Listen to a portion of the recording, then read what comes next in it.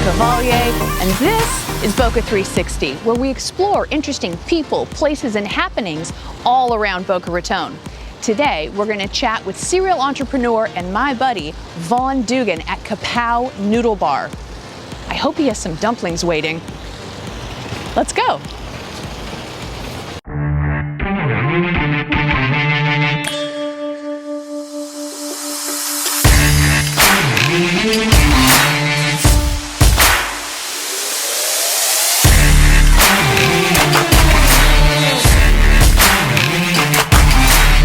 I'm Rochelle Lecavalier. Welcome to Boca 360.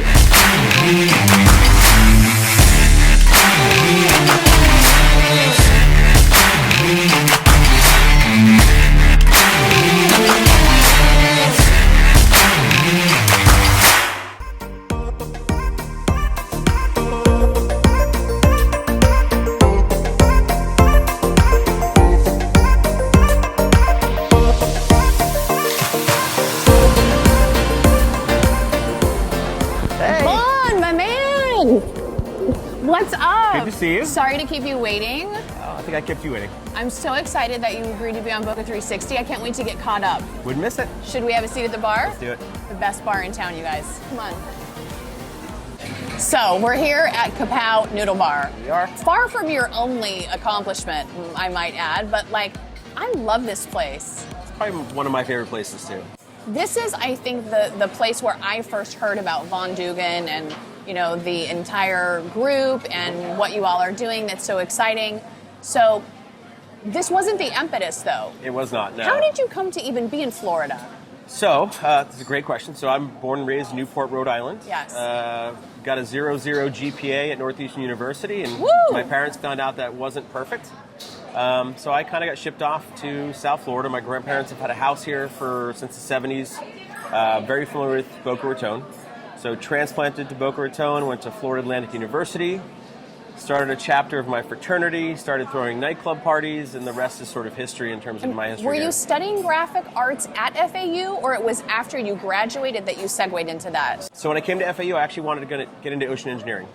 I ended up transitioning over to the School of Business because that kind of fit my skill set a little bit more. Mm-hmm. And it was during that time where I was throwing these parties for my fraternity and some of these nightclubs that I found myself sitting at Kinko's late at night on that one Mac station in the corner, designing all of my own nightclub flyers.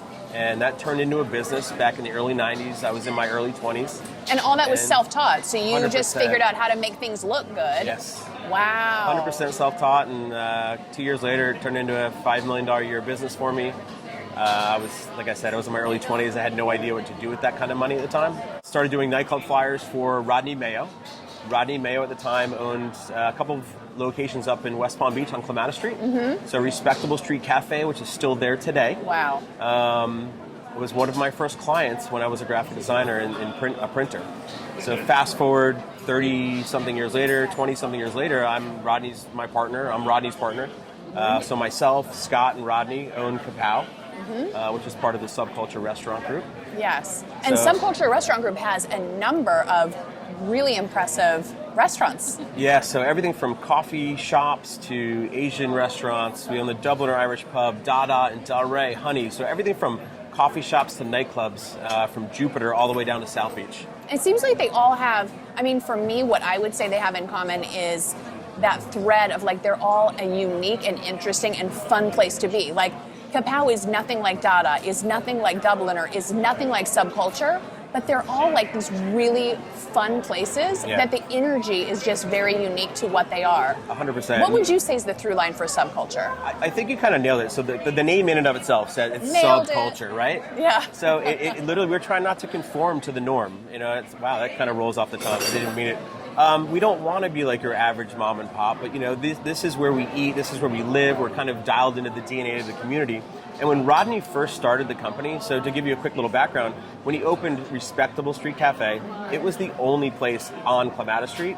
Clematis Street was somewhat dangerous at the time. It wasn't really the most reputable. It's come a long way. So Rodney called it Respectable Street Cafe because he said one day I envision this to be a respectable street. So talk about he created the future. Yeah, Rodney, talk about he's a very humble man. He's the kind of the king of clematis, as a lot of people call him. Wow. But he had a vision. He stuck to it. He cares about everything that he does, from all the employees. And we take our staff to the Keys every year for a staff trip. But working with these guys has been tremendous. But he has a vision, and the culture of all these restaurants, I think, is the same. Each one has a very, like you said, a very like unique flavor. Yes. But they're all part of that trying same too family. hard, right? No. It's like a unique flavor, but like Dada's so cool. Yep. And all of the restaurants are so cool without trying so hard. Well, to kind of take a little step back, I had gotten into the pizza business, and I had started a concept called Pizza Fusion. And that was right after the graphic arts business, and then you got yourself out of that. So that turned into 50 restaurants in 13 states Pizza and 3 Fusion countries. was 50 restaurants? Yeah. I had no idea. And that was an organic pizza concept. Yeah. And it started right here in Boca Raton. It did. And went to 50 restaurants. Yep. Now I know why people call you a serial entrepreneur. Yeah. So at that time, I was still working with Scott and Rodney. Scott and I are, to this day, still the best of friends. And I would always tell them, I was like, I would die to come work with you guys, because I am now in this structured franchise environment. We've got a lot of, we've got a staff of 25 people, very structured. And Scott would always joke and say, man, I wish I could come work in an office and have more structure, because we're kind of mom and pop. Sure. But I really think it was the marriage of those two things. So I had the opportunity to leave and exit Pizza Fusion. The first place I came was to the Dubliner Irish pub, which is right over here across the way. And I was like, all right, Scott, we can do this now. I've got a little money in my pocket, and I want to, work with my two, I guess, mentors. I mean, I really do look up to both of them. They're not only my friends and business partners, but I really admire what they've done. And was that the birth of Kapow? Yep. Wow. Okay. I got a little spare change. This place is available, Oh, it's a fantastic spot. So what's your favorite item on the menu at Kapow? Oh, man. That's a good question. I don't want this to be coy, but I still look at the menu after 8 years. I ask for a menu every time, because I'm always trying new things.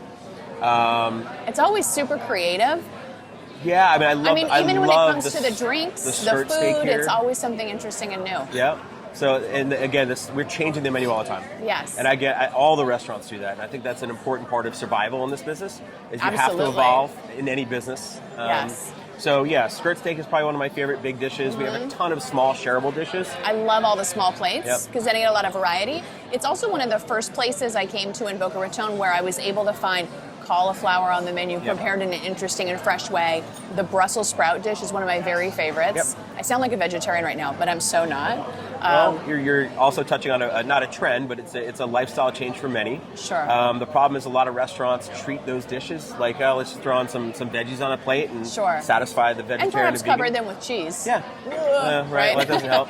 But no, you have to make dishes that you crave whether you're a vegetarian or not. Yes. So I'm someone that eats meat all the time. Sorry, folks. But I love our Brussels sprouts. I love our shishito peppers. I love our our vegan chow fun is one of my favorite dishes as well.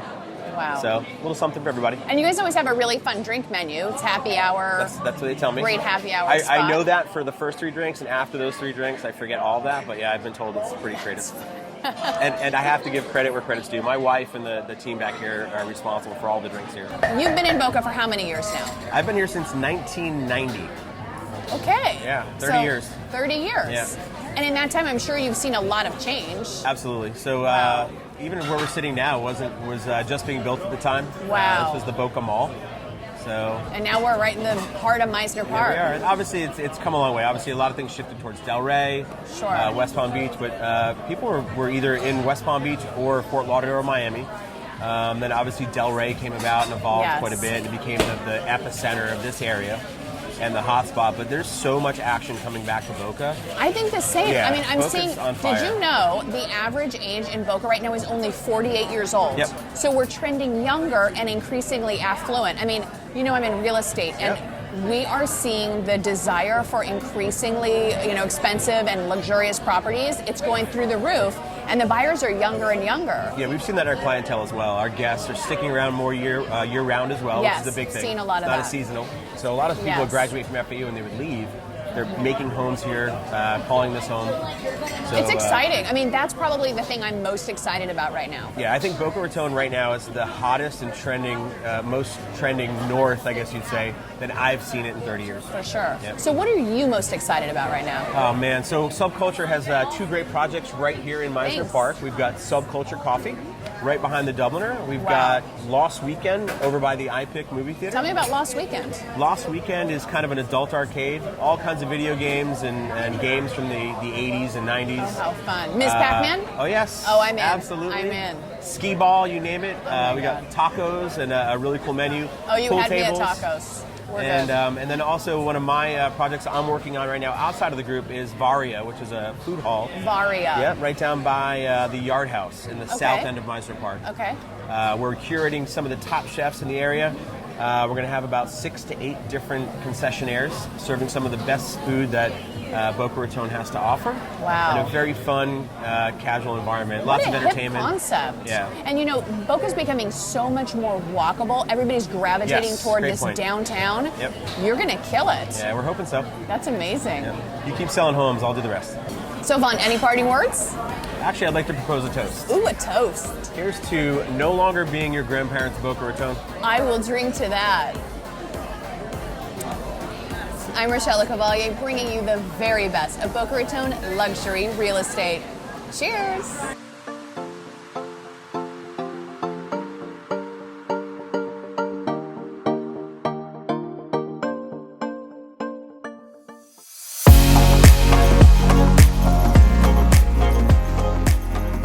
Thanks for watching my show. If you like what you saw, I hope you'll consider subscribing.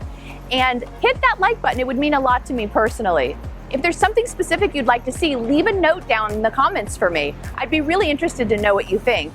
If you'd like to see more, take a look at some of these other videos. See you next time.